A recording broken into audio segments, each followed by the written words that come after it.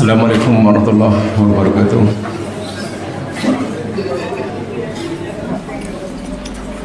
Alhamdulillah rabbil alamin wa binasta'in ala murid dunya waddin. Salatu wassalamu ala asyrafil anbiya wal mursalin wa ala alihi ashabihi ajma'in. Raditu billahi wa rabba bislami dina Muhammadin nabiyya rasulah. Bismillahilladzi la yadurru ma ismihi syai'un fil ardi wa la fis sama' wa huwas sami'ul alim. Bismillahilladzi la yadurru ma ismihi syai'un fil ardi wa la fis sama' wa huwas sami'ul alim. Bismillahilladzi la yadurru ma ismihi syai'un fil ardi wa la fis sama' wa huwas sami'ul alim.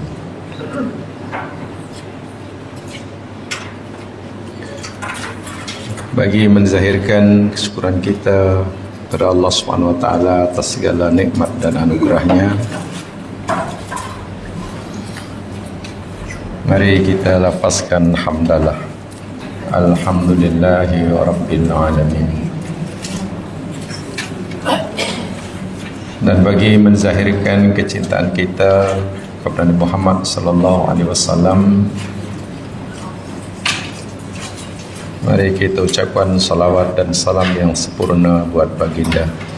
Allahumma salli ala Muhammad wa ala ali Muhammad. Assalamu alayka ya Rasulullah.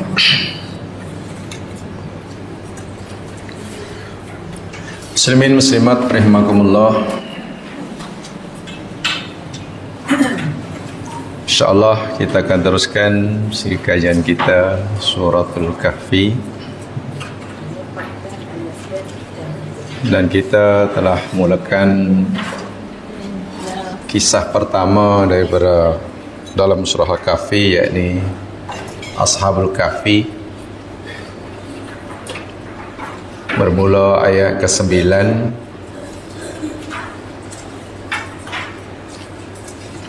pengajaran yang Allah hendak sampaikan dalam kisah Ashabul Kahfi, yakni tentang fitnah agama, fitnatuddin, fitnah agama. Saya pernah menyebutkan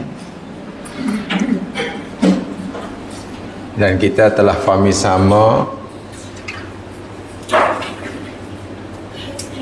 apa rahsia Nabi menyuruh kita membaca surah Al-Kahfi paling tidak beberapa ayat pertama dan terakhir bila kita ingin selamat daripada fitnah Dajjal. Karena dalam surah Al-Kahfi ada 4 jenis fitnah. Fitnah itu ujian yang tujuannya untuk menyesatkan. Ada 4 jenis fitnah yang Dajjal akan gunakan, akan manfaatkan untuk menyesatkan umat manusia. Pertama, yakni fitnah agama, ujian yang berkaitan dengan agama. Nah, ini ada dalam kisah Ashabul Kahfi. Kedua, fitnatul mal, fitnah ujian harta benda. Dan nanti kita akan lihat tentang sahibul jannatain, orang yang mempunyai 2 kebun. Ya tuan tanah lah, yang kaya raya, hasil mahsul tanamannya sentiasa Masya Allah, luar biasa. Fitnah harta. Yang ketiga, yakni fitnatul ilmi, fitnah ilmu pengetahuan, kepandaian, kepintaran,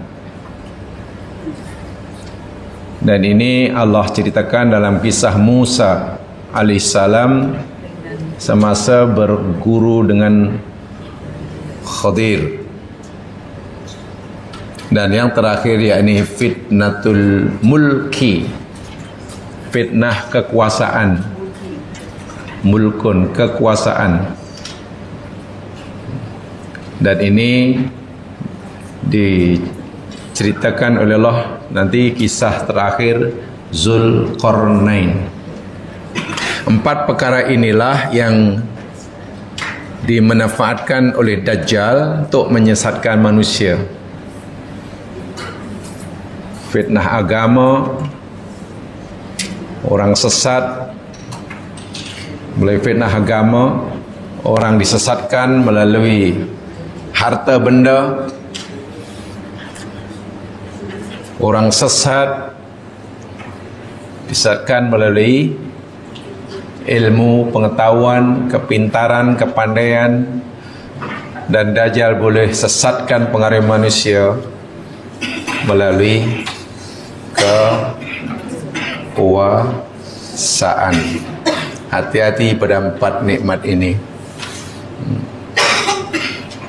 Sebab itu macam mana Dajjal nak memurtadkan orang Islam, itu dari dulu hingga sekarang, hingga kiamat. Macam mana Dajjal hendak menyesatkan manusia melalui kekayaan yang Allah anugerahkan, sehingga menentang Allah, lupa tujuan hidupnya. Macam mana Dajjal nak menyesatkan manusia dengan ilmu yang dimiliki, orang pandai, orang pintar, orang alim. Dajjal boleh menyesatkannya. Karena realitinya memang ada orang alim makin bertambah ilmunya, makin bongkak, sombong, congkak, angkuh, yang hujung-hujungnya jalan ngingkang. Ada. Lalu apa maknanya? Apa dia fikir dengan ilmu yang sebegitu boleh masuk surga? Tidak sama sekali. Dalam hadis Nabi bahkan termasuk orang yang mula-mula dicampak dalam neraka setelah diadili oleh Allah, yakni orang alim. Bayangkan, orang alim termasuk orang pertama yang dicampak dalam neraka. Tentu bukan kerana ilmunya, bukan kerana kealimannya, tapi kerana salah menggunakan ilmunya. Dan itu ada dalam hadis Bukhari itu ya. Dan bagaimana orang boleh sesat disayat oleh Dajjal, jauh daripada Allah kerana diberi kuasa. Seringkali kuasa milik oleh seorang membutakan dan menyesatkan orang itu. Hati-hati pada 4 nikmat ini. Tapi dengan 4 itu, agama, harta, ilmu, kekuasaan, orang boleh masuk surga dengan senang. Keempat nikmat itu boleh membuka jalan seluas-luasnya bagi seorang untuk masuk surga jika pandai memanfaatkannya. Tetapi keempat nikmat itu juga boleh melorongkan jalan yang lebar selebarnya masuk neraka bila ia menyalahgunakannya. Dan Dajjal minat sangat kepada penyesatan manusia melalui 4 nikmat ini, dijadikan fitnah. Nah, ini kisah yang pertama, fitnatuddin, fitnah agama, yakni dialami oleh Ashabul Kahfi. Kesimpulan penting daripada ayat 9 yang kita pelajari, yang telah kita pelajari, saya ulangi sekali, yang terpenting yakni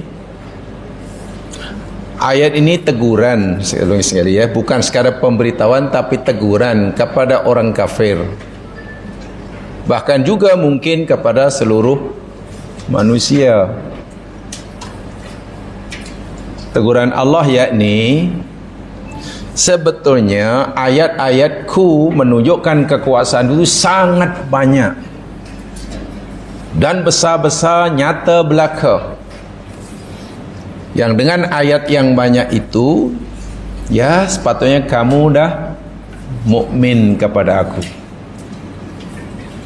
Tapi kenapalah contoh orang kafir Quraisy, contoh orang Yahudi baru hendak mengakui bahawa Nabi Muhammad itu utusan Allah, jika Nabi boleh menjelaskan kisah Ashabul Kahfi.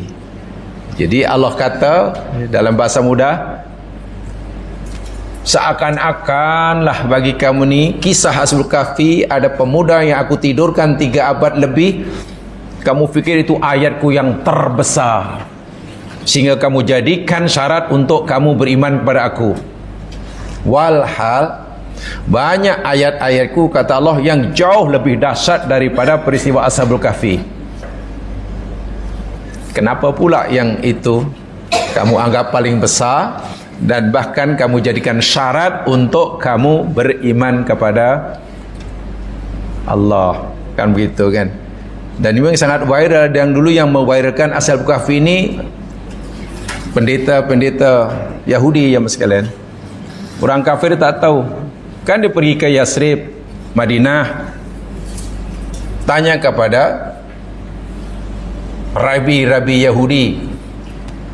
Lalu Yahudi nyuruh orang kafir Quraisy, kalaulah mereka nak tahu, nak membuktikan, nak meyakinkan, nak yakin bahawa Muhammad itu utusan Allah, tanya dia. Satu di antaranya tanya tentang Ashabul. Jadi rabi Yahudi yang memviralkan sebetulnya. Kalau tidak, orang kafir pun tak tahu. Tapi lagi-lagi Allah tegur, banyak ayat-ayat bukti kuasa aku, bukti keesaan aku lebih dahsyat daripada sekadar Ashabul Kahfi yang aku tidurkan selama 3 abad lebih. Kenapa yang lain kamu tidak anggap sebagai ayat-ayat kebesaran aku? Kenapa kamu fikir hanya Ashabul Kahfi aja tanda kebesaran aku yang paling dahsyat? Itulah maksud teguran ni.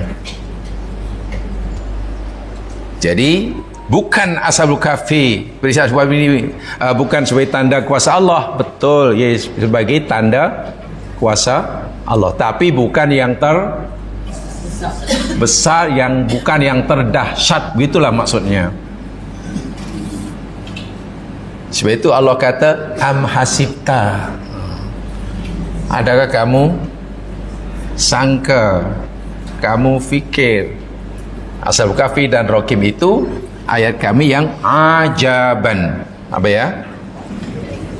Lalu apa yang lebih besar, tanda kuasa Allah yang lebih besar daripada Ashabul Kahfi? Ditidurkannya seseorang hambanya, orang hambanya 3 abad lebih. Lihat surah Yusuf ayat 105. Saya sampaikan ini penting karena kita jangan berfikir terhadap ayat Allah macam orang-orang kafir dan Yahudi dahulu berfikir, begitulah. Yusuf 105. Tengok. Ini teguran yang sangat keras ayat ini. Sindiran yang luar biasa kerasnya. A'udzu billahi minasyaitonir rajim. Wa ka'ayyim min ayatin fis samawati wal ard yamurruna 'alaiha wa hum anha mu'ridun. Tengok, Allah kata wa ka'ayyim min ayat, betapa banyaknya lah tanda, ayat tanda, tanda kuasa Allah, tanda keesaan Allah, kebijaksanaan Allah. Ka'ayyin min, banyak sangat, bukan 1 2, ratusan. Fis samawati wal ard, yang ada di langit dan ada yang di bumi. Yamurruna 'alaiha, apa tu? Yamurruna 'alaiha, yang mereka melalui atasnya, yang mereka temui, mereka jumpa, celik aja mata nampak pokok, itu ayat Allah. Celik aja mata, nampak bukit, nampak gunung, nampak matahari, nampak, oh ya Allah. Ya. Dengar suara itu, dengar suara ini, rasa itu, rasa ini. Lidah boleh macam-macam dirasa dan seterusnya. Maknanya mereka melaluinya. Tapi apa? Wahum anha mu'ridun. Apa tu? Sedangkan mereka anha dari ayat-ayat yang nyata lagi jelas itu mu'ridun, memalingkan diri. Seakan-akan Allah kata, pasal apalah ayatku yang kamu lihat setiap hari, kamu rasa setiap saat, kamu tak kisah. Wahai itu ayatku yang paling besar. Kenapa kamu fikir yang pelik, yang ajaib ayatku tu hanya orang tidur 300 tahun lebih? Kan pelik dah. Itulah maksudnya. Maksudnya, jadi terlalu banyak. Allah kata, wa ayyin min ayat, bukan satu. Jadi kalau kita katalah apa sebagai orang mukmin sebabnya, mana yang lebih dahsyat?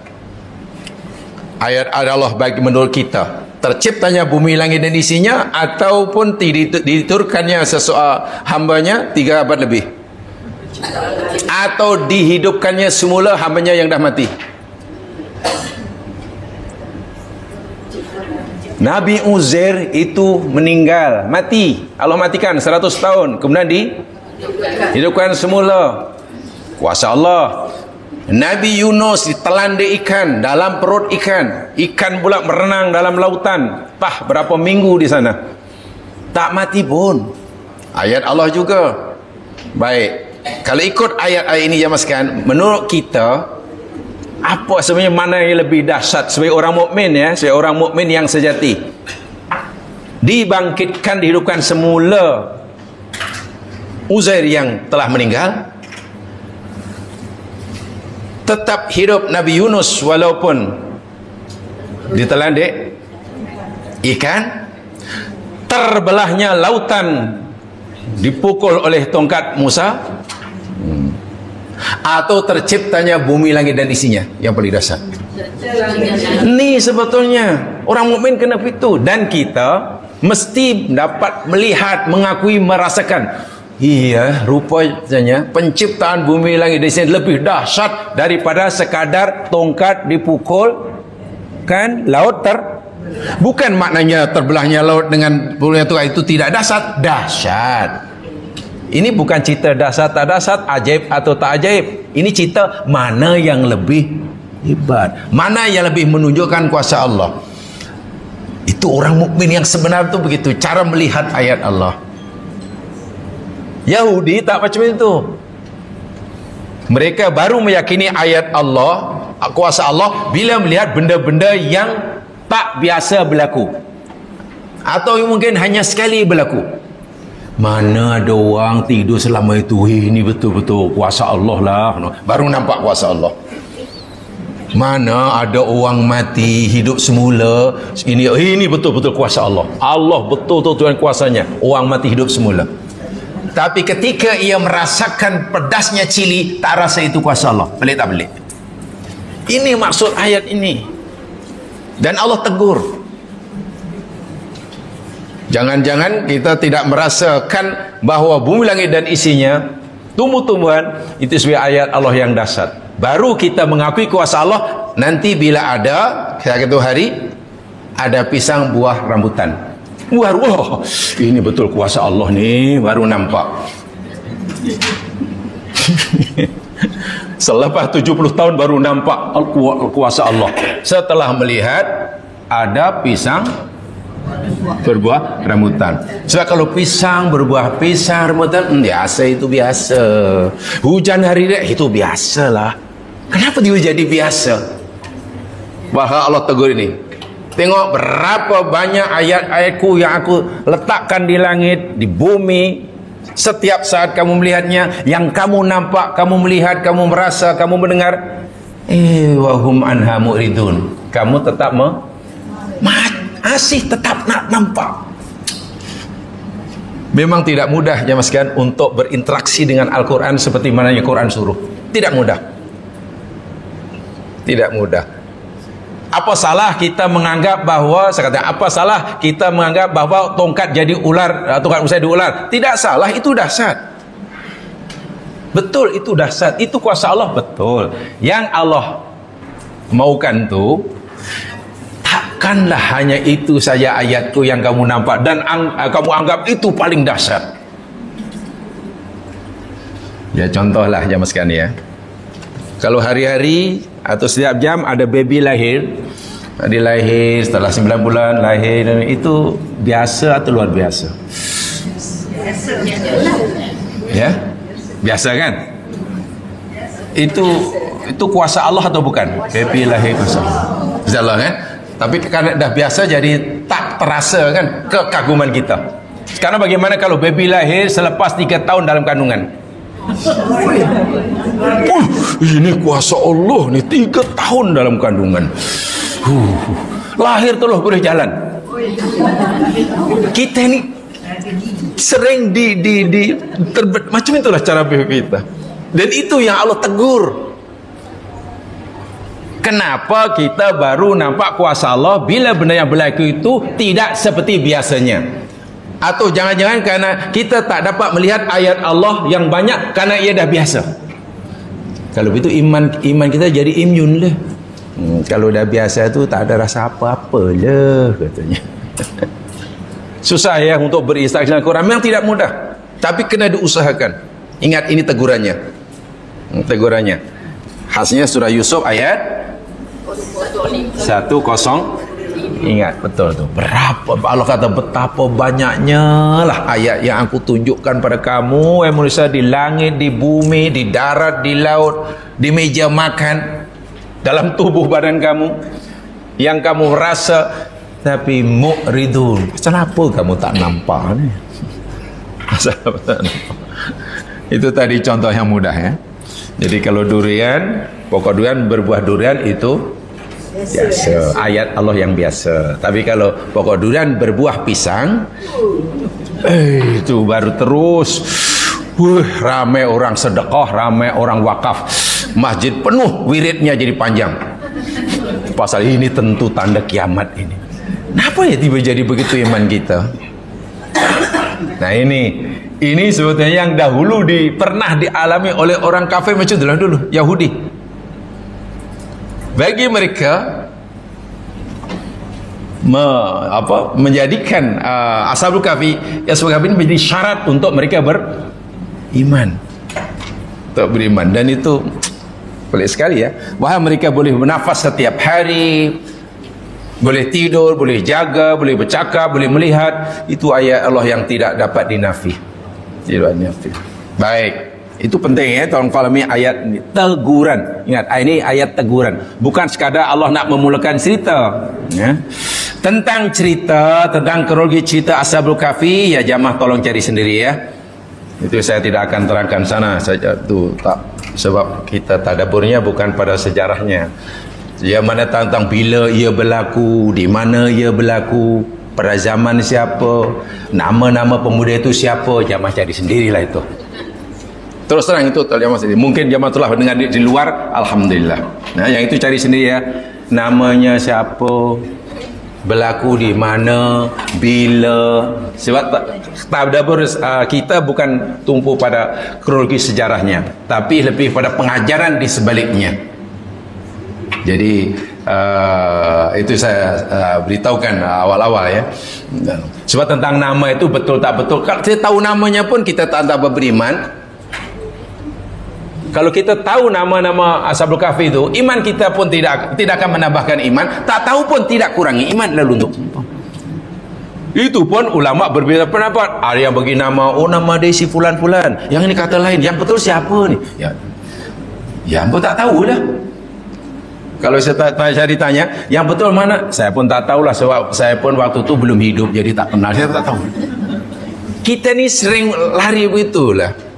Contoh kisah Nabi Adam, belajar tentang Adam, kisah Nabi Adam di surga, kan, kawin dengan pasangannya Hawa, ya sudah gitu aja lah. Tahu itu pasangannya, sudah.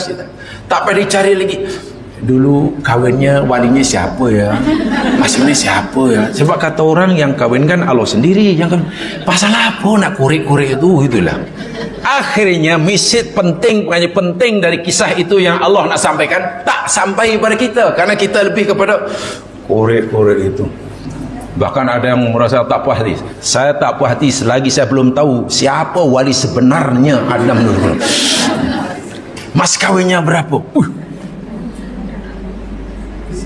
Agaknya berapa orang dijemput masa walimah.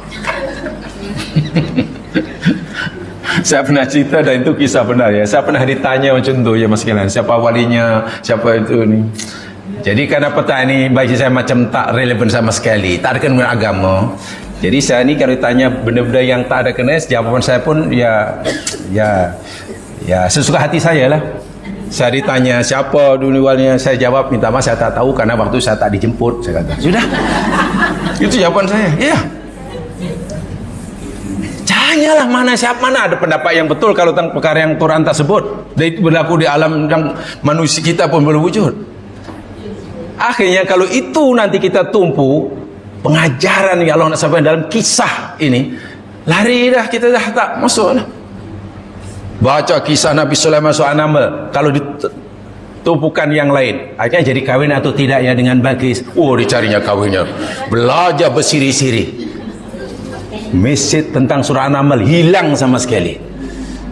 Memang menyeronokkan. Saya yakin nanti pendengarnya diramai. Tajuk ini kisah perkawinan Sulaiman dan Balqis. Saya yakin jamaahnya pasti ramai.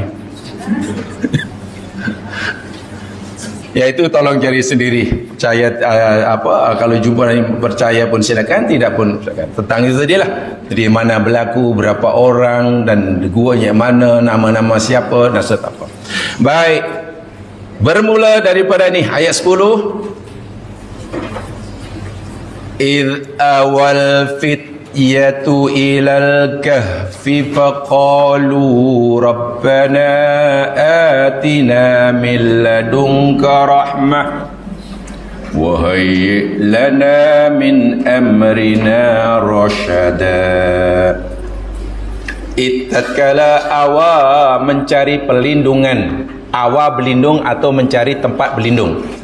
Al-fityatu pemuda-pemuda, ilal kahfi ke gua, ilal kahfi ke gua. Kif, kahfi bahasa Melayunya kif. Bahasa Melayu pula. Gua. Ya, mana agak yang lebih dahulu ya? Kif atau kahfi, kalimat ini mana lebih dulu? Yang lebih tua. Kahfi mesti lebih dahulu. Lalu tu mak saya ikut. Nak sebut kahfi malu ya, kif ajalah. Gua yang besar kahfi. Kalau gua kecil gharun. Ghin alif ra itu gua kecil. Kalau nak masuk pun mungkin kena tunduk. Kat dalam pun tak boleh berdiri, kena duduk. Itu ya macam gua di mana Nabi dahulu beruzlah itulah kan, gharu Hira. Gua Hira kan? Itu ghar, itu bukan kahfi Hira. Ya. Tapi kalau yang di Gombak itu baru cave. Ya. Itu kahfi betul tu, pasal besar. Kan? Faqalu, lalu mereka pemuda-pemuda ini berkata, Rabbana, wahai Tuhan kami, atina, berikan oleh engkau akan kami ya Allah, min ladunka, dari sisi engkau, rahmatan, rahmat, wahai, dan sediakan oleh engkau lana, bagi kami, min amrina, dari urusan kami, rasyada, bimbingan, tujuh ajar yang benar. Ini doa Ashabul Kahfi, saya yakin semuanya telah membaca dan memang patut diamalkan. Rabbana atina min ladunka rahmah wa hayyi lana min amrina rasyada. Baik. Ketika Ashabul Kahfi telah mengambil keputusan, pemuda-pemuda telah mengambil keputusan meninggalkan kampung halaman. karena punya keyakinan yang berbeza dengan keyakinan rajanya. Okeylah, sekadar nama bolehlah saya berikan. Nama raja berkuasa waktu itu adalah Dikyanus namanya. Dikyanus. Boleh terima, boleh tidak, karena sekadar nama. Nama Dikyanus. Sangat zalim. Sangat zalim. Siapa yang punya kepercayaan, keyakinan yang tak sama dengan dia dan rakyatnya, ya akan dibunuh lah. Macam Fir'aun lah.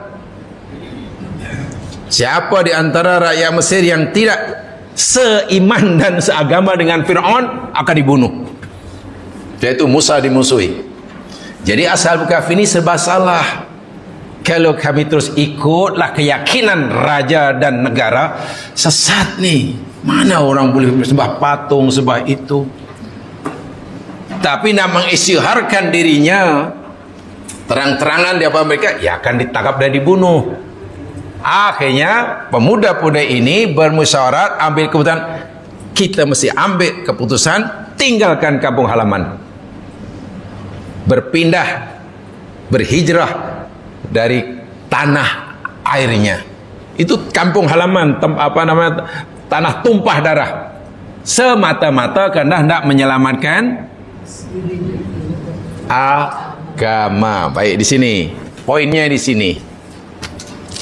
Ini tadi namanya fitnah apa ini? Fitnah din kan, agama. Sekarang fitnah untuk pertama kali, fitnah dalam ini ada fitnatud dunya, dan kedua fitnatud din. Fitnah di sini maknanya musibah lah. Ujian yang terus, musibah, penyesatan, siksaan. Fitnah ini maknanya ada berapa ya? Fitnah dalam bahasa Al-Quran maknanya ada berapa? Tempoh hari telah kita pelajari. 1, 2, 3, 4. Fitnah maknanya ada berapa? 4, betul? Apa 4 tu? 1,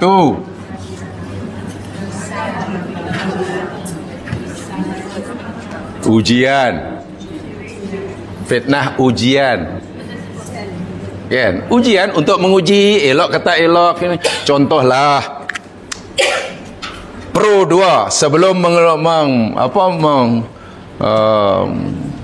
menjual kereta terbarunya, kan sebelum dijual mesti kereta itu dipandu uji di tempat khas kan, dilanyak, dikonekan, dibaringkan, dijatuhkan kan, nak menguji sama ada kereta ini layak dipakai atau tidak, gitu kan. Baru bila dah lulus baru nanti dijual kan, mesti diuji dulu. Itu perbuatan itu namanya fitnah, itu macam tu, uji. Kalau tidak nanti dijual, orang beli bawa exhaust jatuh, macam sudah. Semua mesti diuji dulu. Istilahnya kena barang-barang mesti hantar ke sirim dahululah. Itu mana fitnah, diuji. Elok ke tak elok? Macam pelajar diuji, lulus ke tak lulus, pandai ke tak pandai. Yang kedua apa? Kesesatan. Fitnah maknanya bukan kesesatan, penyesatan. Bukan kesesatan, penyesatan. Mana perbuatan menyesatkan orang lain, itu fitnah.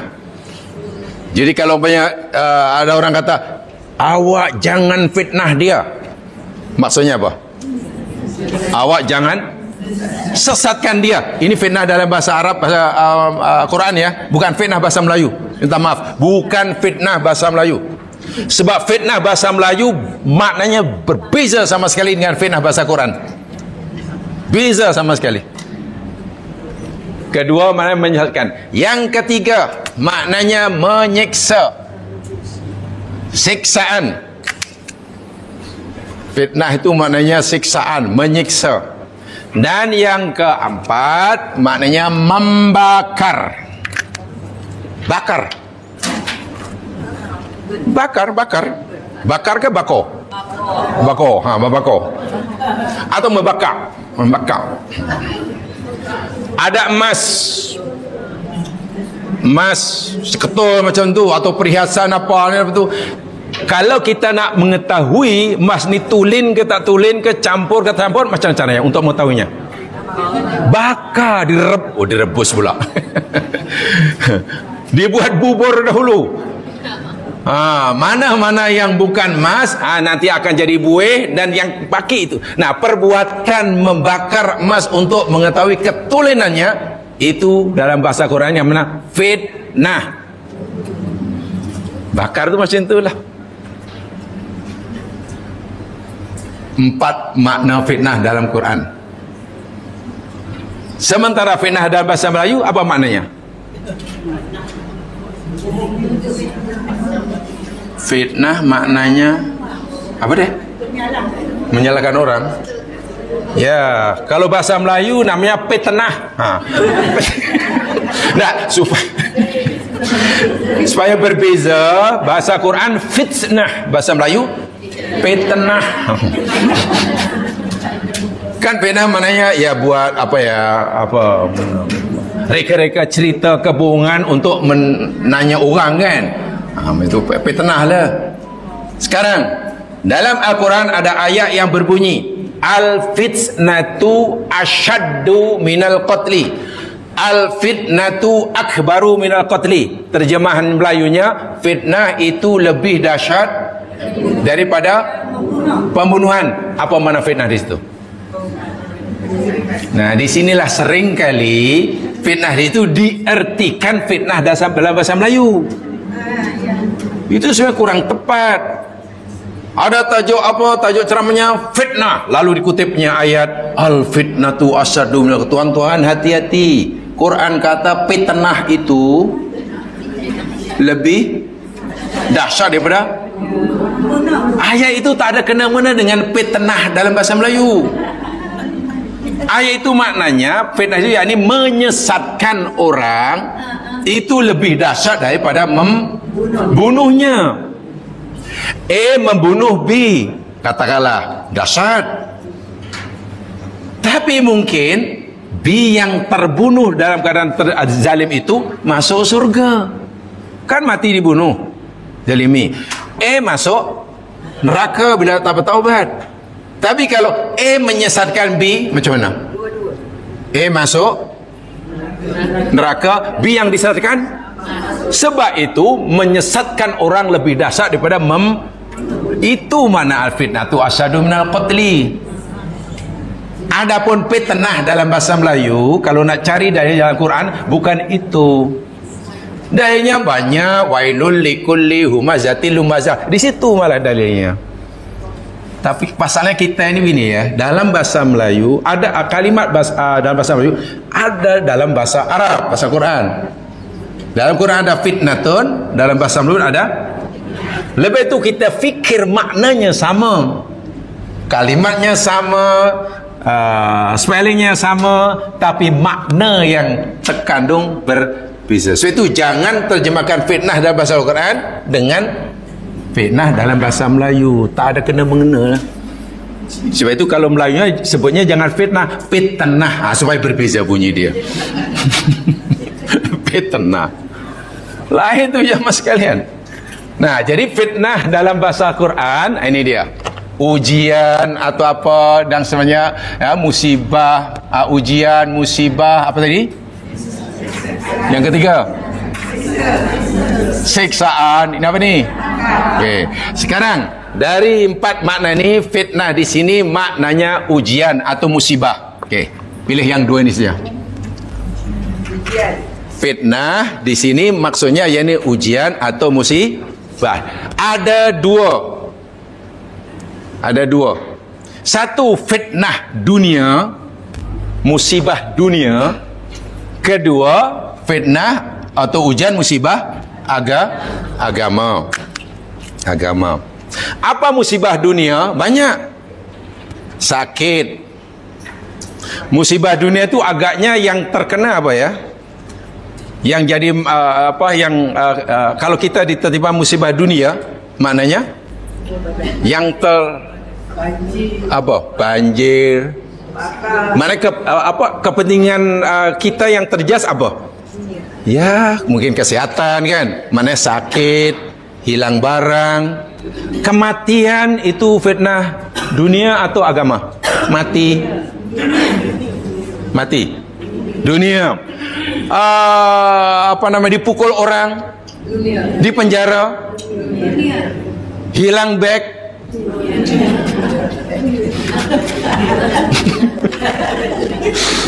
dibuang kerja.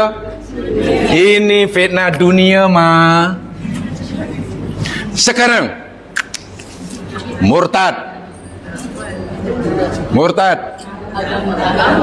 fitnah agama. Ini fitnah agama nih, murtad agama.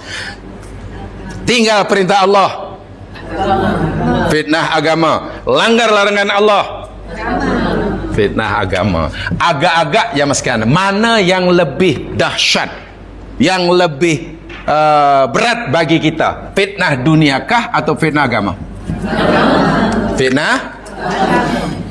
Ashabul Kahfi beriman pada Allah. Betul? Beriman pada Allah. Diugut oleh rajanya, jika kamu terus beriman kepada Allah, mana tidak beriman seperti iman kami, ya, agamanya apa, di fitnah nih, kami akan bunuh kamu. Sekarang kamu pilih satu di antara dua. Kamu ingin hidup senang, maknanya kamu sehat, hidup keluarga ini, tapi agama kamu kena tukarlah. Kamu hilang agama kamu, atau kamu lebih sayang agama kamu, tapi kami akan bunuh kamu. Asal Kahfi pilih yang mana? Pilih agama kan? Jadi kalau itu Ashabul Kahfi ini rela berusaha melarikan diri itu karena hendak menyelamatkan agamanya. Jika sekiranya tidak berjaya menyelamatkan sekalipun, dia rela untuk dibunuh. Karena dibunuh hanya fitnah dunia. Orang yang dibunuh, orang yang terima fitnah dunia, belum tentu masuk neraka. Betul? Tapi orang yang terdapat fitnah agama, pasti dosa. Pasti dosa. Contoh mudah. Orang miskin itu fitnah apa? Miskin. Dunia. Betul? Dunia ya? Karena tak tahan kemiskinan yang dia alami, kemudian dia mencuri. Wah, kalau dia mencuri, mana dia terkena fitnah apa? Mencuri. Dia mencuri. Maknanya dia tertimpa fitnah agama. Kan mencuri itu, yang terjejas mencuri itu apa? Bila orang mencuri, yang terjejas dunianya atau agamanya? Agamanya. Orang miskin fitnah dunia, dosa atau tak dosa? Miskin dosa atau tak dosa? Tak dosa, bahkan boleh jadi kalau dia sabar malah dapat pahala, masuk surga. Sekarang karena tak tahan dengan kemiskinan, dia mencuri. Bila mencuri maknanya ia terkena fitnah. Dia dosa ataupun dapat pahala? Dosa. Jadi fitnah agama itu lebih dahsyat. Bila orang tertimpa fitnah agama, pasti berdosa. Sementara bila tertimpa fitnah dunia, belum tentu berdosa. Bahkan mungkin malah dapat diampunkan dosanya, dinaikkan, diangkat. Allahu Akbar. Ashabul Kahfi memberi contoh pada kita. Itu yang tersiratnya, itu kahfinya. Jadi bukan hanya sekadar lari ke gua. Sebab itu jamaah saya katakan, cari sendiri gua itu di mana terkuranglah. Mau percaya di Jordan ke, di Turki ke, di Syria ke, atau di Gombak ke, terpulang. Yang penting cemana. Dan ramai pakar sejarah meyakini kebiasaan mereka ini yakni kerabat diraja. Maknanya hidupnya di dunia terjamin masa depannya, tidak akan susah dunianya. Tapi mereka rela meninggalkan semuanya, kan? Hilang harta benda, hilang masa depan kemewahan, itu fitnah dunia. Karena dia sayang pada agamanya. Dajjal maunya, kamu lawan Dajjal, kalau kamu menghadapi itu, sudah kamu dah lebih takut fitnah dunia lah. Agama tu belum tentu betul. Saya itu susah sikit suruh curi, sakit tak tahan sakit, berubat tak sembuh, suruh jumpa Sami Thailand. Sakit itu fitnah dunia atau fitnah agama? Sakit dunia, betul kan? Kerana tak tahan sakit, macam-macam ikhtiar tidak sembuh, lalu pergi Thailand jumpa Sami, ditiup ubun-ubun dia. Bila pergi berubat jumpa Sami Thailand, itu fitnah apa tu? Itu agama yang terjejas. Sakit hanya tubuh dan yang terjejas. Kenapa lebih takut jasadnya terjejas daripada agama terjejas? Dan Dajjal suka yang itu. Tak apa, you pergi je lah. Yang penting sihat. Kalau tak sihat susah. Kalau tak kaya susah. Kalau you tak naik jawatan susah. Halal haram tu nanti dulu lah katanya.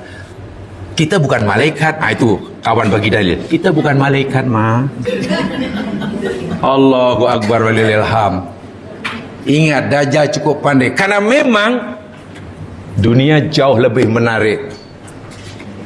Daya tarikan dunia kepada orang yang hatinya lemah jauh lebih kuat daripada tarikan agama. Kan?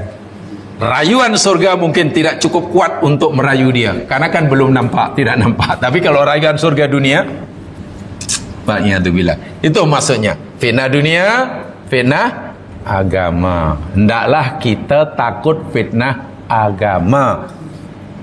Bahkan kalau perlu, ya dunianya tak apalah, tidak apa. Bekas ahli sihir Fir'aun yang sudah meluk agama Islam, agama Tauhid, menerima ajaran Nabi Musa, rela dikerat-kerat tangan dan kakinya. Bagi dia tak apalah, hai Fir'aun, kau hanya mampu mengerat tangan dan kaki kami dan hancur sudah. Aku kehilangan tubuh badan aku kehilangan masa depan aku kehilangan keluarga, tak apa, itu dunia. Tapi aku masih punya agama. Surga tempatnya tanpa hisab. Allahu Akbar. Dalam surah Yasin yang jamaah semua sudah hafal, kisahnya bermula pada wadrib lahum matalan ashabal qaryati idja'al. Baca terus tu kisahnya. Itu kisah orang yang mengutamakan agamanya daripada dunianya. Dibelakangkan orang mukmin ini, orang kampung, orang pinggiran kota ini beriman, melawan kaumnya, lalu ditangkap oleh kaumnya, disalib, dirajam. Ketika nyawa sudah Allahu Akbar, istilahnya apa ya, ditenggorokanlah. Kaki sebelah di dunia, kaki sebelah di alam barzah, dia dirajam. Sakit tentunya. Saat itu pula Allah perintahkan malaikat untuk membisikkan kepada hati orang ini, qilat khulil jannah qala ya laita qaumi ya'lamun. Dikatakan pada orang ini, masuklah kamu dalam surga. Macam mana agaknya? Adakah dia masih merasa sakit badannya dirajam ketika ia sudah dipersilakan masuk surga? Tak ada ya mas sekalian. Bila orang sudah dijamin masa depannya, surga sudah diperlihatkan, bahkan dipersilakan untuk masuk walaupun belum saat itu, rajaman kaumnya itu tidak akan dirasai sama sekali. Bahkan dia kecewa, kasihan pada kaumnya. Qala ya laita qaumi ya'lamun. Aduhai, jika sekiranya kaumku dapat melihat apa yang aku sedang lihat. Kalaulah kaumku dapat merasakan apa yang aku sedang rasai. Jadi bagi dia, dunia dan isinya ini mereka rela korbankan semata-mata untuk menyelamatkan agama. Dan itu Ashabul Kahfi. Ashabul Kahfi memang berat, sangat-sangat berat. Itulah. Tapi lagi-lagi Dajjal membalikkannya. Hendaklah kamu lebih takut fitnah dunia, fitnah agama tu apa untungnya? Tak rugi pun, tak untung pun sudah. Sebab kalau kamu tak makan, mati. Kalau kamu tak dapat kerja, susah. Kalau kamu tak boleh beli motosikal, Kalau kamu tak ada payung, ibaratnya situ, dia takut basah pokoknya. Malah basah itu bukannya ujian kan? Paling banyak apa? Karena takut basah, akhirnya sangguplah curi payung. Coba, pelik tak pelik? Hanya karena takut basah. Allahu Akbar walillahil hamd. Ini pengajaran pertama. Fityah, anak muda. Dan menariknya, ini bukan orang-orang yang sudah batang yang mengatakan fityah. Mana siapa ni? Orang yang sudah berumur, sudah matang, sudah ni pemuda. Fityah itu pemuda. Ya belasan tahun lah umurnya.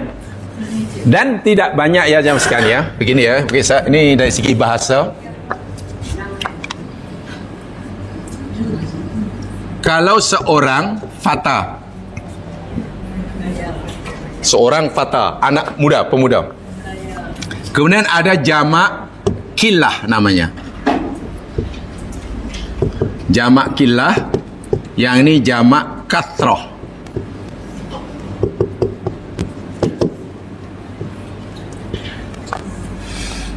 Ini mufrad. Ini mufrad. Seorang fata. Jamak kilah maknanya bentuk jamak antara 3 hingga 10. Jumlahnya 3 hingga 10. Mana 3 orang pemuda, 4, 5, 6, 7, 8, 10 pemuda. Jamak kilah 1 hingga 10. 1 hingga 10. Yakni bunyi dia fityah. Fityatun. Fityatun. Kalau jamak kathrah lebih daripada 10. 10, 11, 15, 20, seterusnya lah. Lebih dari 10. 10 kan. Yakni jamaknya fityan. Jamaah baca tengok terjemahan Melayu sama. Fityah pemuda-pemuda, fityan pun itu bahasa Melayu. Tapi kalau bahasa Arabnya lain. Kalau fityah maknanya jumlah pemuda tadi hanya berapa?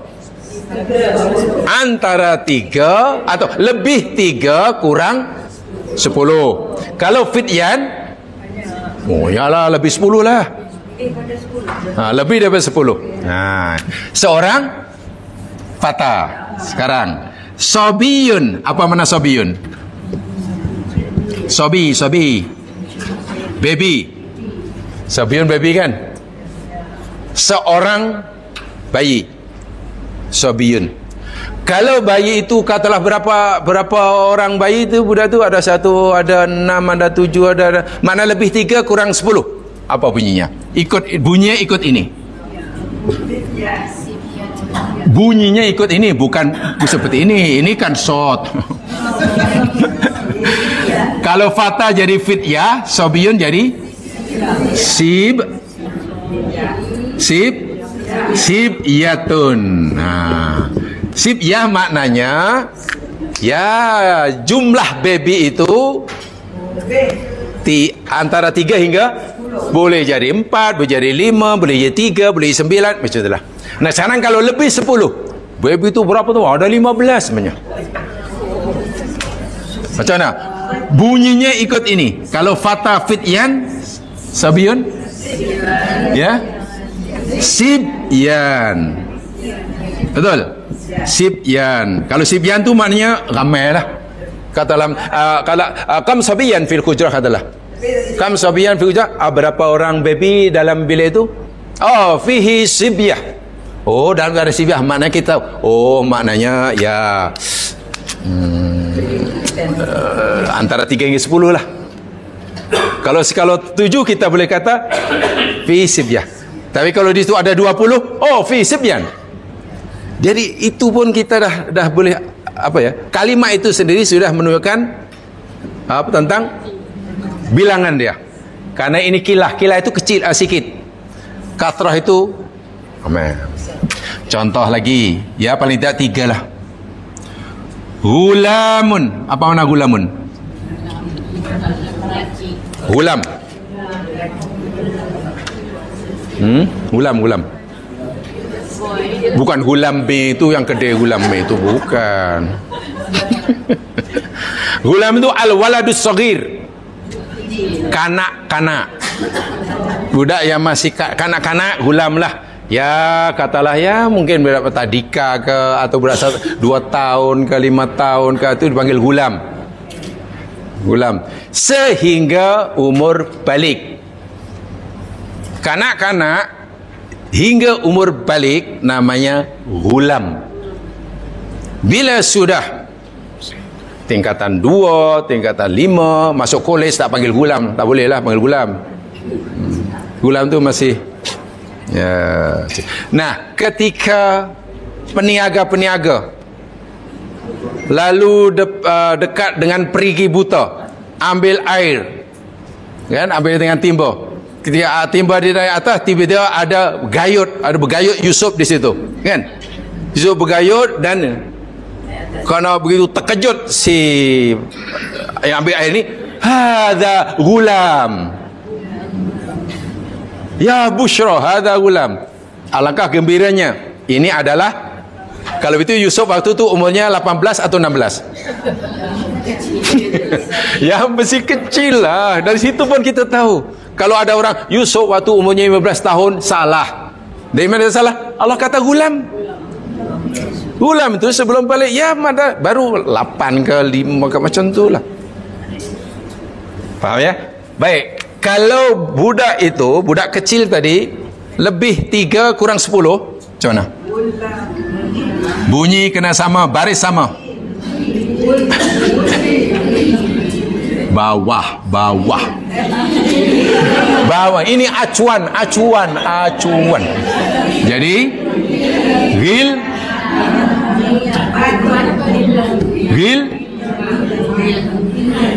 mim.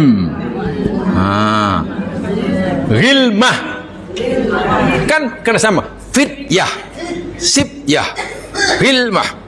Maknanya ya mungkin 6 anak ke 6. Sekarang kalau lebih dari 10, lebih 10, fityan, siobiyun, sibyan, gulamun, ghilman.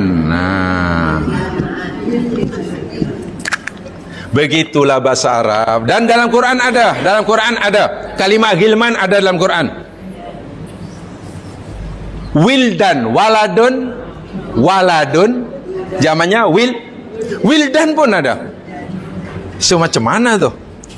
Dalam surga nanti Allah kata ada penghuni surga, yakni ghilmanun. Ada dalam Quran. Dalam surah pun nanti ada wildanun. Lalu apa bezanya agaknya?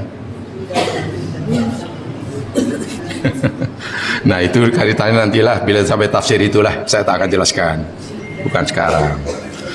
Sebab tengok terjemahan sama itu masalahnya. Dalam bahasa Melayu ghilman dengan wildan sama, padahal penggunanya berbeda. Dalam Quran semuanya ada. Ghilman pun ada, wildan pun ada. Baik, nanti jamaah cari ya apa bezanya. Ini kira homework lah. Homework lah. Ghilman itu ada dalam surah Tur, jamaah sekalian. Coba lihat surah Tur, surah 52 ayat 24. 5224.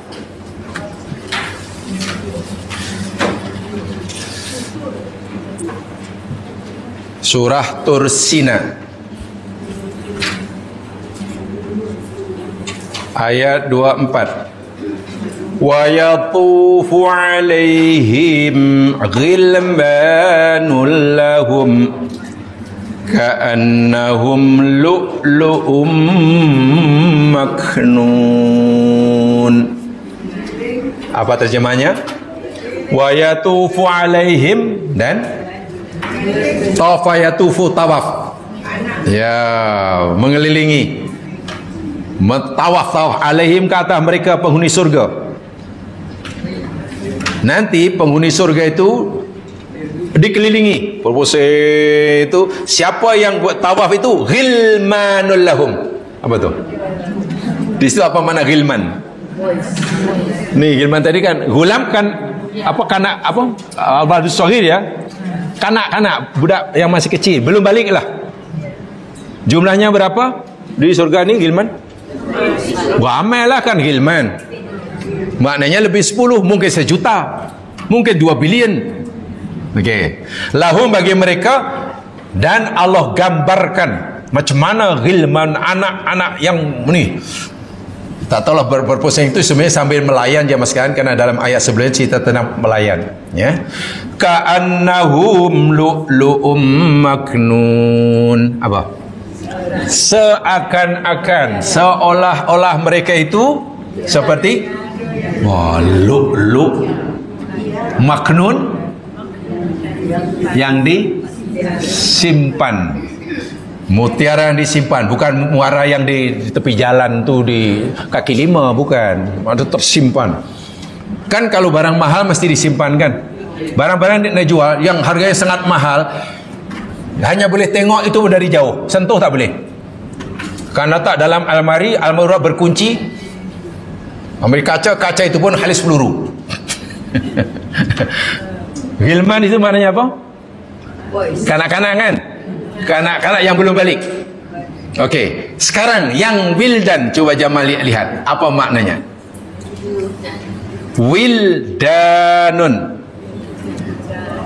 Lihat dalam surah Al-Waqi'ah.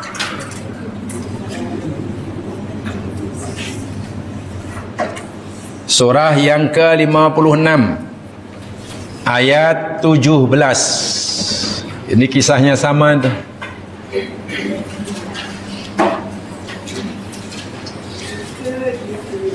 56:17 yatufu alaihim bildanum mukhalladun. Apa tu? Yatufu alaihim, macam tadi, keliling tawaf berpusing-pusing ni. Ahli surga yang sedang menikmati makan, ada tawaf, pelayan-pelayan sedang keliling. Yang keliling ini wildan. Tadi ghilman, di sini itu apa maknanya Melayunya? Anak-anak muda. Yang tadi ghilman? Terjemahan teman. Yang tadi apa? Ghilman tadi terjemahannya? Tu dalam Quran dan terjemahan. Dalam translation dia apa? Boys. Ghilman? Boys. Wildan? Boys. Sama kan, tengok kalau tengok terjemahan, tak kira lah Melayu ke, English ke, Tamil ke, mungkin sama. Mukhalladun, yang kekal. Wah, yang dikalkan. Tengok, jadi itulah kalau kita tengok terjemahan, memang kita tak dapat makna sebenar. Bagaimana mungkin kalimah ghilman dengan wildan maknanya sama? Kalau maknanya sama, kenapa yang ini pakai ghilman, yang ini pakai ini tidak sama.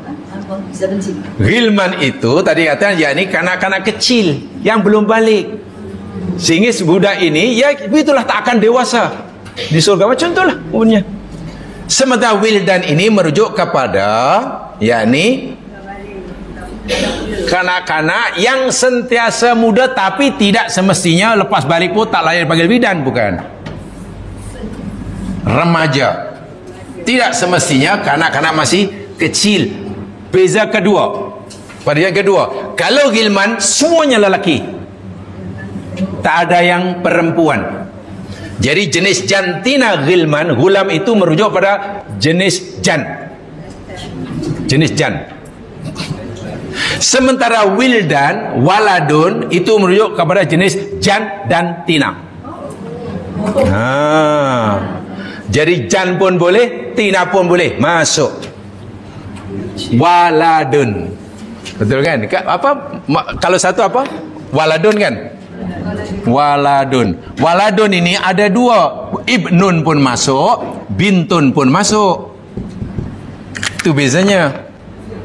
Waladun bin ibnun pun boleh. Ibnun tu anak laki kan, bintun anak perempuan. Waladun bukan anak laki, dua-dua. Sebab itu kalau kita tanya, ada orang Arab tanya, kam waladan lak, ada berapa anak, orang anak awak punya? Itu maknanya tak kira laki perempuan, campur satu lah. Tapi kalau kam ibnan lak, ada berapa anak laki, sebut yang laki saja, yang perempuan jangan.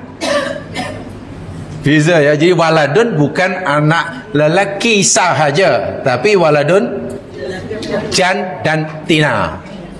Kalau gulam, jan sahaja. Jadi Masya Allah, di surga itu Allah cerita tentang umurnya sentiasa kanak-kanak, ghilman. Dan itu semuanya lelaki kalau yang ghilman tadi.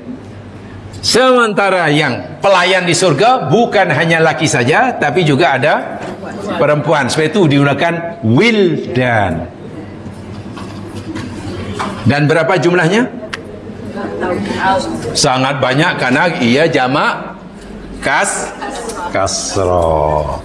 Berbeza dengan fityah. Fityah adalah jamak fityah. Jamak killah. Maknanya jumlah pemuda itu hanya lebih 3 kurang 10. Sebab itu dalam ayat ini penjelasannya nanti dalam bagian, ada yang kata apa 4, dan yang kelimanya anjingnya. Ada yang kata apa namanya 6, yang ketujuhnya anjing, ada ke 8 ke 9. Itu begitulah bahasa Arab nih ya. Jadi ada kilah, ada katroh.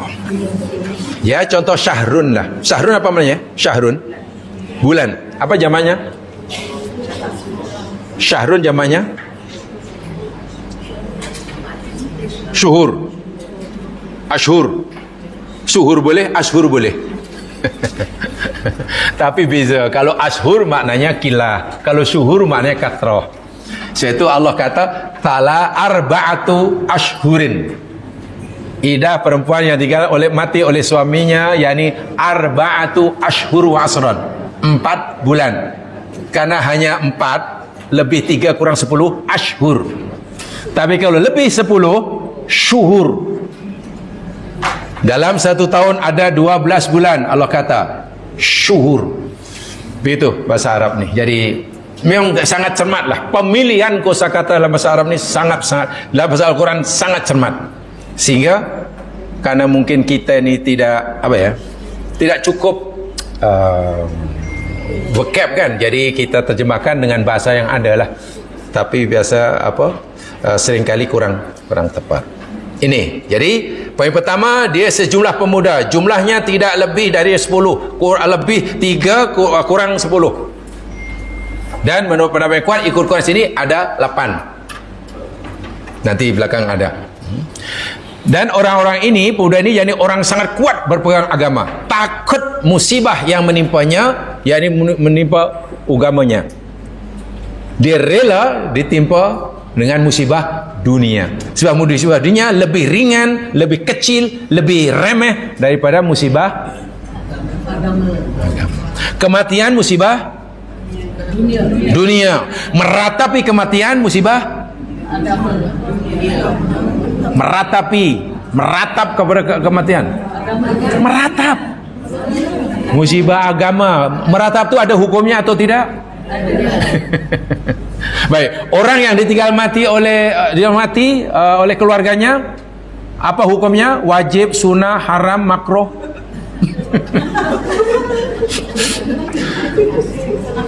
Orang yang ditinggal mati oleh ahli keluarganya, hukumnya haram, wajib, sunnah, makruh? Tak ada hukumnya. Macam mana? Karena ia musibah dunia. Sekarang orang meratapi kematian, ada hukumnya? Apa hukumnya? Apa hukumnya? Haram. Niyah itu haram. Jadi kalau itu kematian adalah musibah dunia, meratapi kematian musibah. Tapi karena orang lebih dahsyat, lebih sedih kematian daripada meratapnya. Meratap tak takut, wah dosa. Kematian tak dosa. Tapi bagi dia ini dahsyat. Kematian dianggap lebih dahsyat daripada perbuatan meratap. Bagi dia meratap itu biasa. Itulah Dajjal yang mengajuk. Hati-hati. Hendaklah kita lebih takut meratapi kematian daripada kematian itu sendiri. Begitulah Al-Kahfi mengajar kita tu macam tu lah. Tapi kenapa alah semua orang meratap? Iyalah, patutlah kalau tak meratap nanti malah apa pula kan. Kematian tu dahsyat tahu, kematian tu. Kita menganggap kematian itu dahsyat, padahal itu hanya musibah dunia. Kita tak berdosa pun, bahkan kita dapat pahala jika kita sabar. Bila meratap pasti dosa. Kenapa orang lebih berani berdosa? Lebih berani berdosa. Itulah Dajjal tu macam itulah cara memusingnya macam tu. Pemikiran Dajjal tu. Dan alhamdulillah Al-Kahfi, Ashabul Kahfi memberikan contoh yang luar biasa. Jangan takut musibah dunia. Ya saja, relax aja. Santai saja. Bahkan kalau mendapat musibah dunia kita sabar. Dan bila sabar, musibah dunia itu akan membolehkan kita mendapatkan pengampunan, dinaikkan darjahnya.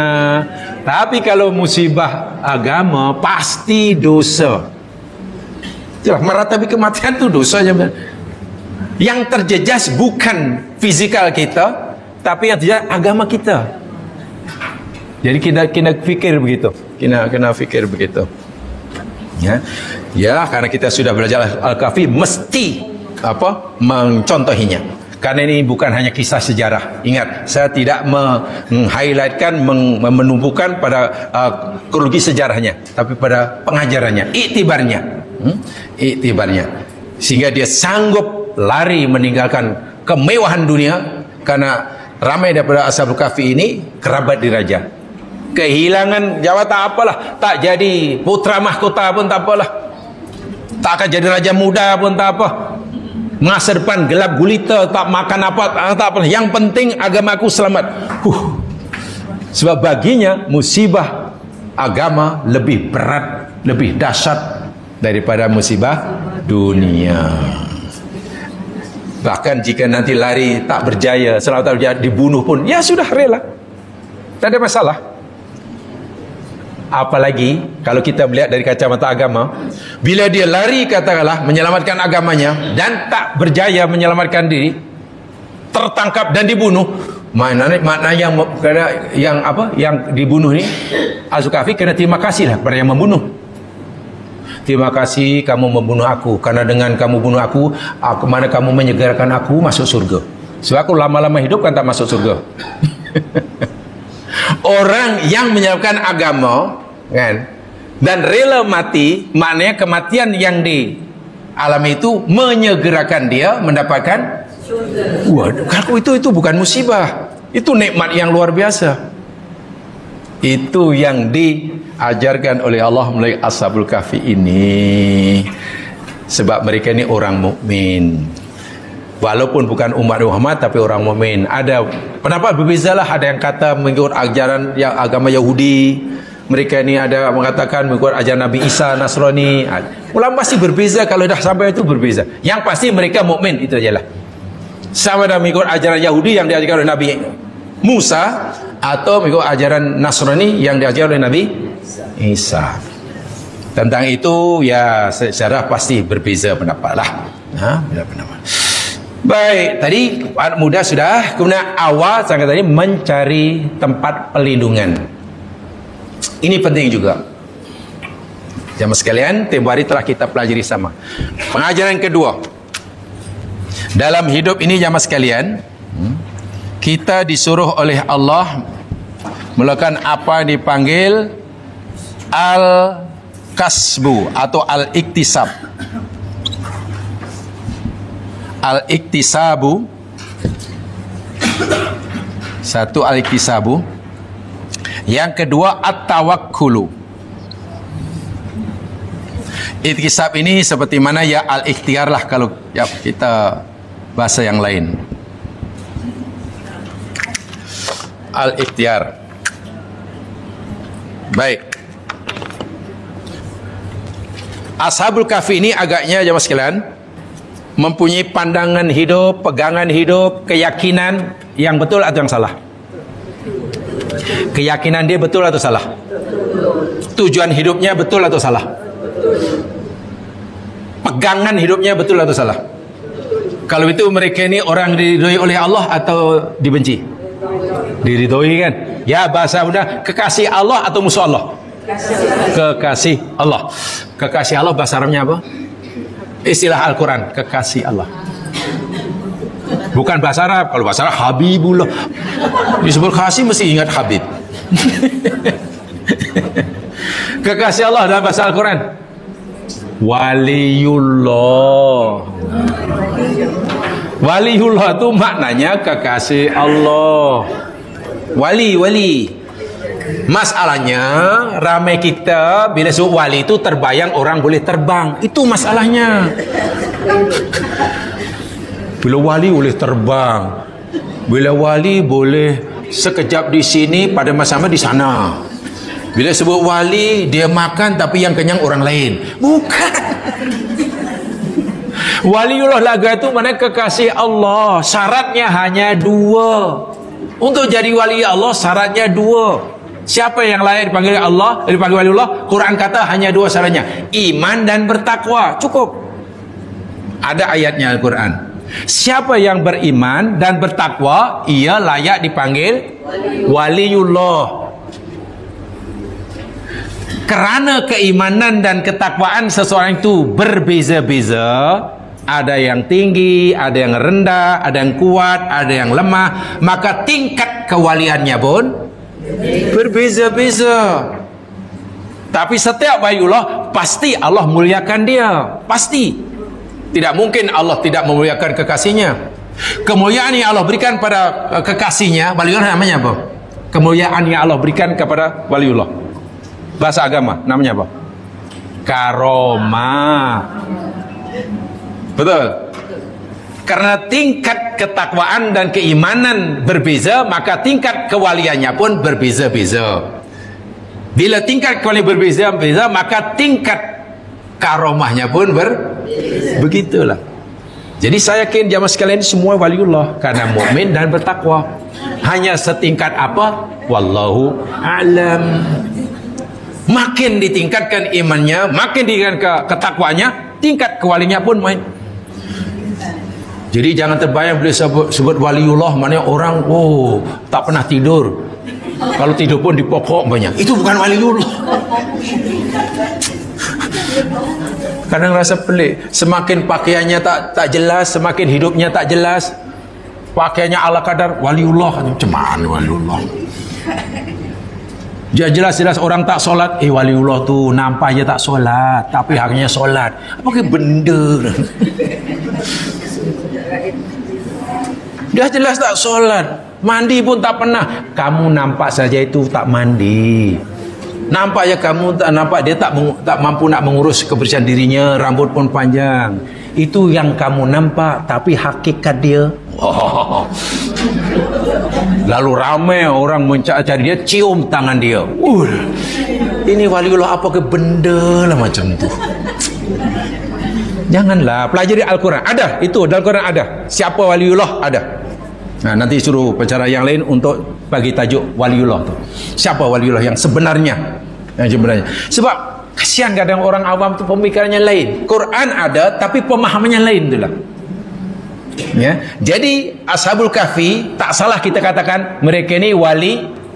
Iya, waliullah. Kekasih Allah maksudnya.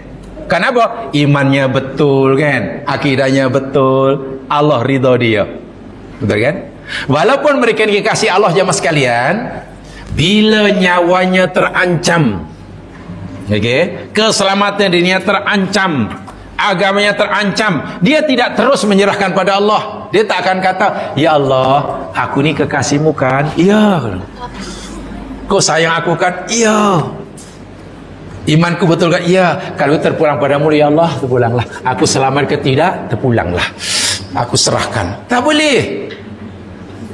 Dia kena iktisab, berusaha, ikhtiar. Sebab itu dia melarikan diri dari kampung halaman. Itu pun penuh dengan strategi. Apa kata untuk sementara kita nyorok dalam gua itu? Dan dia bukan ingin berniat nak kekal dalam gua, hanya untuk sementara sebelum mengatur langkah berikutnya.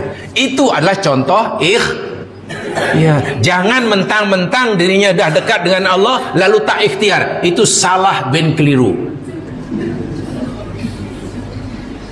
Ini waliullah, tapi tetap saja wajib berikhtiar. Macam mana ya supaya aku tidak ditangkap oleh dia? Ya lari. Jangan, ya Allah, nanti kalau dia nak tangkap aku sabar engkau tahu ya Allah. Aku berpohon ya Allah, butakan mereka. Setiap kali nak menangkap buta. Bukan. Ikhtiar. Selepas ikhtiar masuk situ, ya sudah dah fikir lagi macam mana esok apa lagu apa ni. Ya Allah, akhirnya Allah sendiri yang menentukan nasibnya. Allah terus tidurkan dia. Dan tidur itu bukan kemauan dia. Kalau ikut kemauan dia, pasti dia ingin tidur sejam 2 saja. Nah, barulah dia tawakal. Jadi dua-dua itulah yang mesti dilakukan oleh setiap kita, walaupun mungkin kita itu dah tinggi makomnya. Jangan hanya karena merasa telah belum tentu tinggi ya. Mungkin hanya merasa sudah tinggi makomnya. Mungkin belum dekat dengan Allah, baru merasa dekat. Akhirnya kuranglah mengurangi ikhtiar. Jangan. Ya sakit kena berubat. Jangan hanya mengandalkan doa saja. Susah ya kena berusaha bersungguh-sungguh. Ingin berjaya rajin. Begitulah. Jangan belum berikhtiar sudah yakin kepada Allah. Allah yakin dah. Tak boleh. Jamaah sekalian, kita sekarang alhamdulillah berada di majlis ilmu. Dan banyak hadis Nabi yang katakan majlis ilmu yakni Raudhatul Jannah, taman surga. Siapa yang menghadiri majlis itu daripada rumah ke sini, Nabi kata melalui di jalan menuju surga. Betul? Malaikat sentiasa mengembangkan sayapnya begitu dan memohonkan pengampunan kepada Allah. Itu hadis sahih semuanya. Dalam bahasa mudah, semua yang ada di majlis ilmu diridhoi. Betul ya? Diridhoi Allah. Apa tu ya? Bom. Tak. Siapa takut ada bom jangka ke apa meletup ke mana tahu. Oh, telefon, saya ingat bom. Janganlah karena saya tadi keluar di jalan Allah. Nabi kata jika meninggal dalam perjalanan mengaji fisabilillah masuk surga. Allah mudahkan jalannya. Malaikat diutus Allah untuk melindungi hingga masjid itu bersurai. Mana kita diridhai oleh Allah. Jangan hanya kerana kita yakin itu, kita wajib yakinkan itu hadis Nabi. Kemudian nanti kata kita nak balik. Bersurai balik, tengok kita Allah tayar pula pamcit. Tengok pula Allah, depan pula bocor banyak. Tekan brake, Allah brake tak makan. Lalu, tak apalah ya Allah, tawakal tu Allah. Bukankah malaikatmu engkau telah bukankah aku ni berada jalan surga? Aku yakin ya Allah, engkau pasti beri aku karamah. Walaupun kereta brake tak makan, depan bocor, selamat. Baca tawakal salawat 3 kali, 1 nafas telan. Itu salah. Bila sampai timbang 4 kemudian accident, ya jangan salahkan siapa-siapa. Itu kita salah sendiri. Maknanya kalau kita ingin jadi waliullah yang sebenarnya iman dan takwa, bila nak bawa kereta dan tak tayar pamcit, kena pam dulu. Water pump bocor, betulkan dahulu. Brake tak makan. Itulah maksud. Walaupun mungkin orang tu merasa waliullah doanya makbul, tak boleh terus. Ini Ashabul Kahfi mengajuk. Kalau tanya siapa yang ngajuk, Ashabul Kahfi. Dia kekasih Allah, confirm dah. Quran nyatakan. Tapi tengok macam mana ya, kita nak suruh mana ya. Takkan kita nak gayu kat pokok nanti nampak. Kena cari gua yang tak pernah Masya Allah. Dan itu ikhtiar yang bagi saya luar biasa yang dasarnya. Nabi Muhammad demikian juga. Bila tidak ada peperangan, Nabi panggil sahabat-sahabatnya, tentera Islam, untuk berlatih perang, latih senjata, latih itu di kawasan masjid. Kawasan masjid. Kenapa? Nabi kan doanya makbul ya. Nabi Muhammad doanya makbul kan? Kenapa bila Nabi kena suruh atasnya berlatih berperang? Kenapa Nabi tak bila nak tiba perang aja?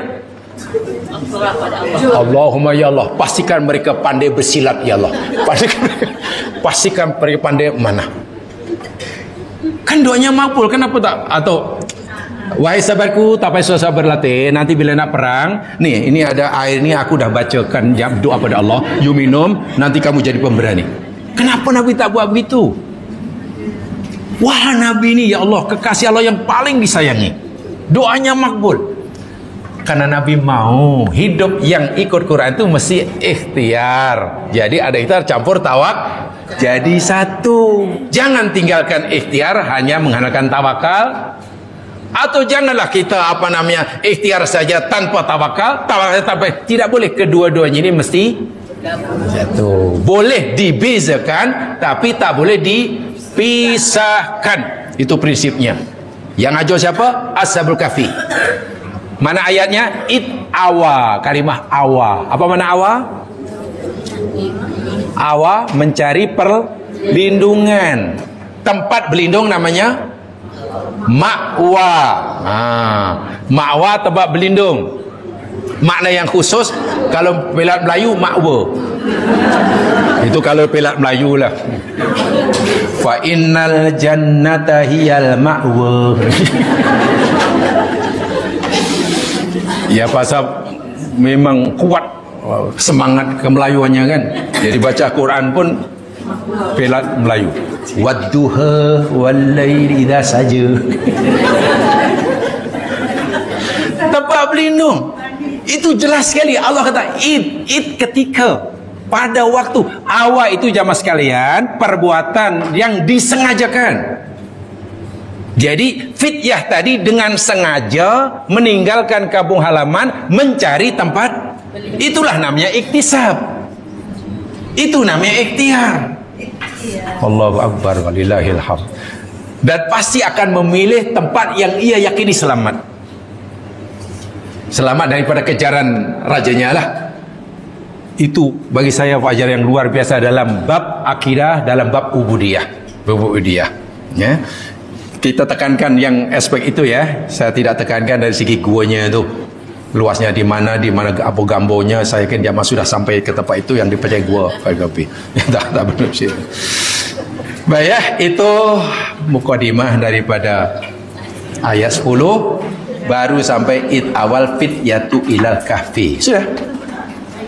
Nanti kita akan pelajari doa Ashabul Kahfi ini luar biasa. Ini doa yang Allahu Akbar.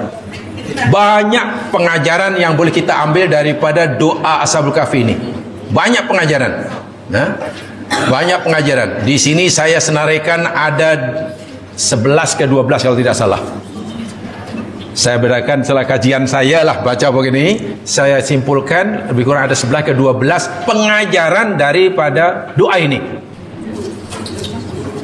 Jadi kalau kita baca doa ini maknanya kita hendaklah kita mendapatkan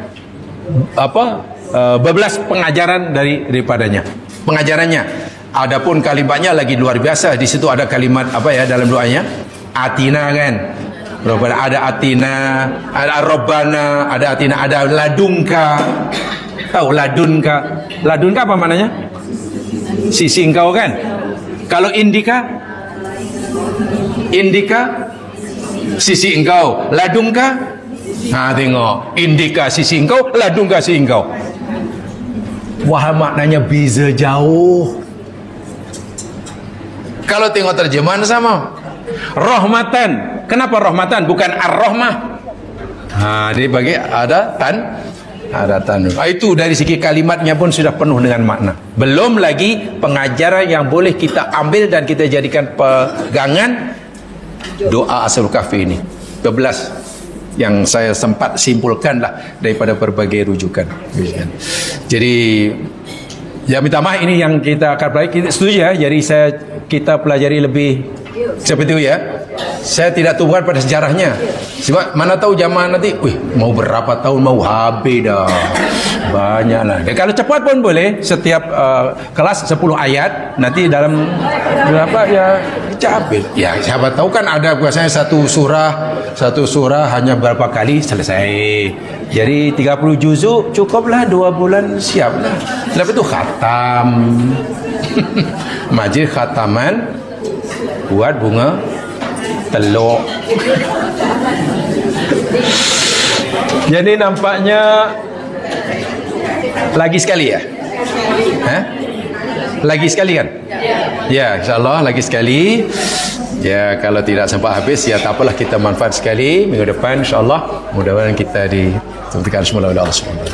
Itu saja, kurang lebih dimaafkan. Subhanakallahumma bihamdika asyhadu an la ilaha illa anta astaghfiruka wa atubu ilaik.